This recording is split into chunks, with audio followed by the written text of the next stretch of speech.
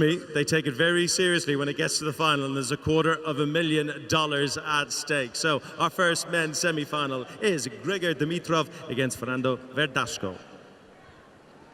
Yeah, well, it's his turn to get involved now. He had a pretty tough match in his opener against Daniel Evans. Came back from a couple of match points, so he's well in the groove now, Dimitrov, and hasn't spent too much time warming up by the side of the court. He spent most of his time chatting and taking selfies and tweeting, and he's having a great time out here tonight. There is a showman, though, about both of these guys. Advanskia's done. We have one women's finalist in Svetlana Kuznetsova. Warm-up starts now. Halep and Puig will be up next. But two lefties in the men's event as we begin their last four meetings. And surely these two are all about entertaining the crowd tonight. Yeah, they should be, and I think that Dimitrov's going to be feeling a little more calmer. He started getting himself into a bit of bother against Evans in that opening one when he had a fairly healthy lead. Credit to Dan for sort of dragging it back, but I think he won't make the same mistake twice. But at the same time, he knows he's going to have to put in some decent serves here, because Verdasco certainly came out and executed with some wonderful returns. And when you back it up with the kind of firepower he can build with a well-placed first serve, maybe not the pace as we've been talking about, the fact that he's sort of deciding quite a few times this year that he's just been going to get the ball into court. He'll throw in a couple of big heat-seeking missiles as well, but the general sort of trend has been get the ball in and try and sort of work his forehand early into the rally. And that's something that Dimitrov, with that single-handed backhand, with that ball getting rolled into it by the lefty on juice and ad side, has got to find a way to counter to some degree. I think hitting through his backhand right at the start of the match is going to be important for Dimitrov off the return. Time. So just 1 minute for the knock-up. This is compressed, fast-forward tennis. Both men have already had a match, so they'll be into it quickly. Verdasco was a little slow to start against the Frenchman Lucas Pouille, and of course Dimitrov having a real battle royale against Britain's Dan Evans, who played so well tonight, nearly pinched it. Oh, they're up and running nice and quick here, so it's going to be interesting to see just how Dimitrov serves as well. Does he try and target the backhand of Verdasco? Does he go with big pace? Just getting a little confused about who's going to be serving and who's going to be receiving out here. It all happens so quickly. Verdasco, local guy, loves this city, a very proud Madrigal and Real Madrid fan. Bernabeu, just about half an hour Al servicio Fernando Verdasco. Where we are here in one of the southern suburbs of this Spanish capital. So, getting to the closing stages now, this tie-break tens. They're playing for a place in the final. Verdasco to get us underway. 1-0. 1-0. Sneaky start from the Spaniard. Verdasco. I haven't seen too many aces tonight, despite the fact this is playing pretty quickly, particularly for a clay court. That's been one surprise. He so badly wanted to prove you wrong there, Dimitri. He could hear you through the double glazed window that was sitting 40 foot up.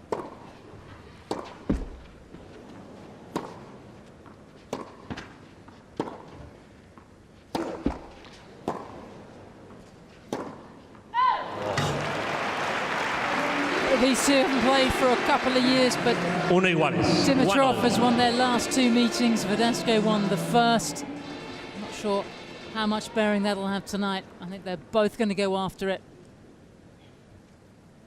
Yeah, Dimitrov with a decent record against southpaws in his career, 34 wins, 19 losses. You would feel lefties would quite like to play him with that forehand, their forehand into his backhand. Well, this is a potential challenge, or Dimitrov leaving that alone for later, perhaps.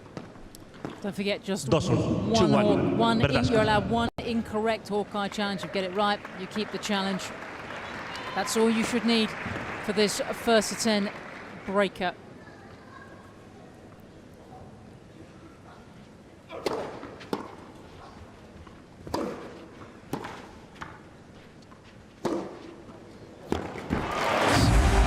Truly magnificent. He can hit winners from 3-1, 3-1. Barcelona with that forehand here in Madrid. Yeah, look at the footwork though around the ball. That's Nadal-like, opening up the space for that forehand wing. Don't need a big backswing. Look at that acceleration. There's that serve. 4-1. It's a game style that hasn't changed, has it? In its 30s now.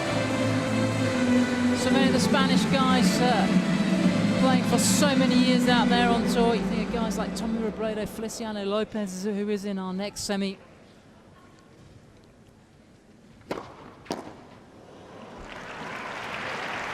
Pacey delivery into that forehand wing. Smart serve from Dimitrov, not always easy to land it as often as you need to. But Verdasco again, he's been very keen to try and get on the front foot off the return. Again, on a surface such as clay, if you haven't watched too much clay court tennis before, again, if you can just get up on the baseline and start moving your opponent around, just tough to keep that traction, especially when you've got a forehand like Verdasco's at your disposal.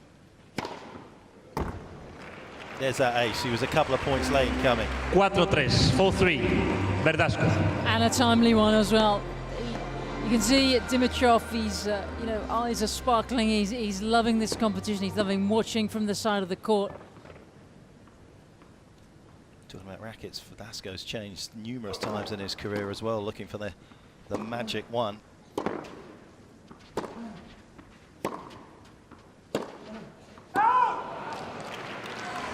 Sometimes you feel it's hindered his confidence on some of it, but the one he's got right now feels good. Of course, Dimitrov last year changing back to his original racket.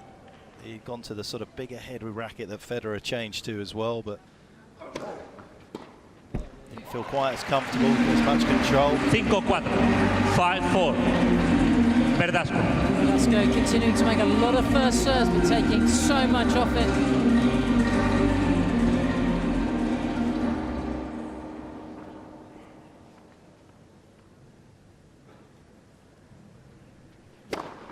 Faults.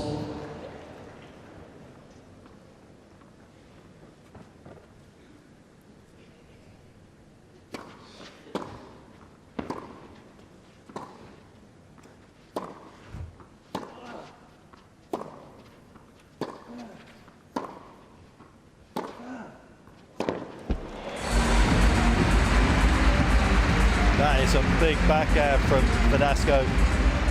On the stretch, open stance. 6-4. Check out the rotation through this from the Spaniard. Look at that.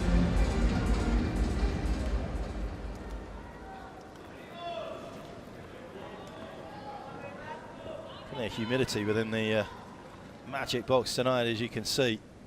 Roof shut.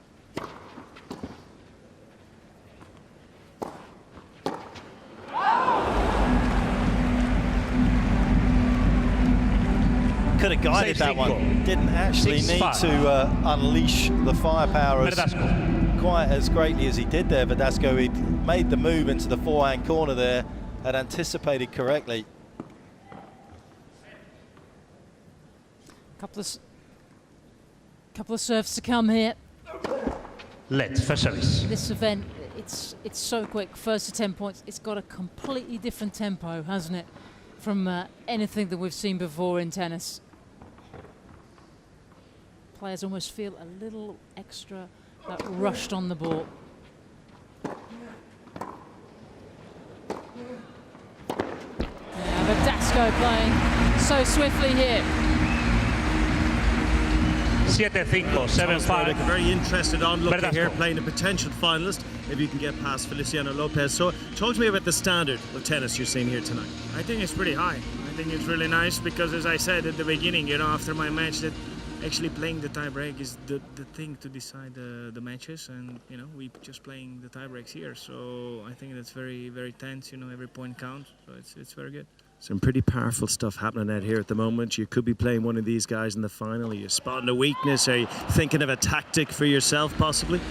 Well, yeah, I mean, the tactics can be very tricky here. You know, every point counts. So, you know, it's better not to overthinking. Just go and take every point that you can. And but actually, you know, it's fun that you just different formats sitting here, and then you can see your opponents actually while they're playing, and then you can potentially play them in a couple of minutes. Interesting. You look like you're having a good time. Good luck in your semi-final. Thanks.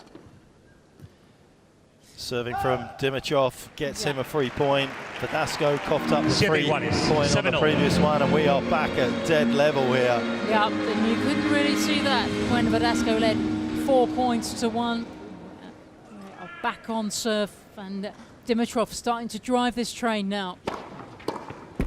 That's a smart serve. He doesn't really have the block one as often as others do on that forehand side. Trying to drive back, fight fire with fire, if you like, really, and it's not easy to accomplish. One of the patterns we've seen tonight is when you have momentum and you lose momentum, it's such a compressed amount of time, very hard to get it back. Yeah, it's become the third opponent out there. There've been 16 players and one called Momentum. I mean, it's been phenomenally visible. Oh, that's loose. That is loose. 8 iguales. He knew right away, didn't he? And he's just handed back momentum now. If Verdasco can hold this serve, he'll have a match point. Serve down the tee here generally would bring a fairly central return back for Verdasco.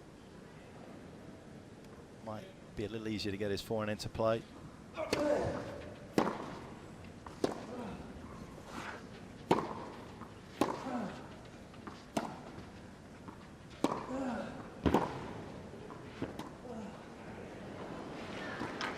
That's the wrong choice from the Spaniard.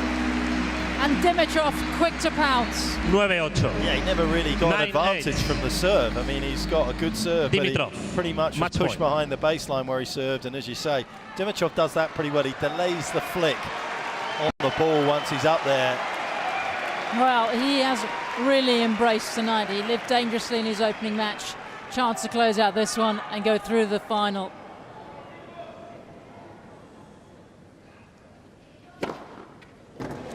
Brilliantly executed, a couple of aces in this breakup, and he's got a chance to play now for $250,000. Fernando, bueno, no ha podido ser.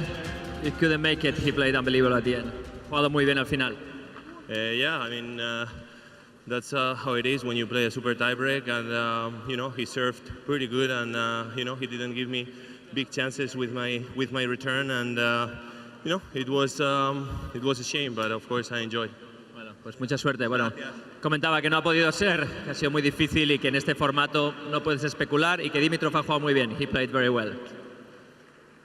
Grigor, congratulations. Well, just a funny old game for you. 4-1 down, yet you fight your way back into a great finish. Yeah, that's what it is. When you're down, you need to pick yourself up and you know, keep your eyes on the prize. That's the only thing that, you know, I'm thinking right now of, and again, I'm enjoying it. So that adds up to the occasion. It's impressive, though. So difficult in such a short space of time to get back into a game, isn't it? When you are 4-1 down. Yeah, absolutely. I mean, especially you know, when you have to warm up again and put your mind on tennis. You know, you're hanging around here with your colleagues, but in the same time, it's like, well, hey, you got to play now. You know, go warm up. So yeah, I mean, again, it's a great atmosphere, and one match to go. So I guess you sit up there, you watch the next semi-final, and work out how you're going to beat them in the final. I'm working out on the next game plan.